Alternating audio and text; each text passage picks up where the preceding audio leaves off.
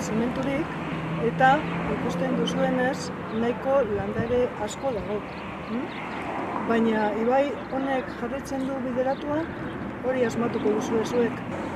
Horretarako pista bat emango dizue. Badakizue, ibai naturalek landaretza ugaria daukatela, eta hori esker uholden inpaktuak ez dira hain gogorrak, murriztu egiten dira uholde inpaktuak. Hori jakinik, egingo dituzue jarduera batzuk.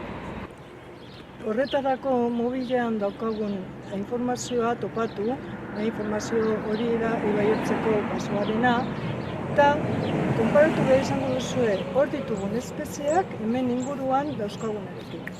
Bai, espezie bakoitzak apuntatu behar izango duzue, argazkiak atara eta GPS-arekin koordenatuak ere adierazi.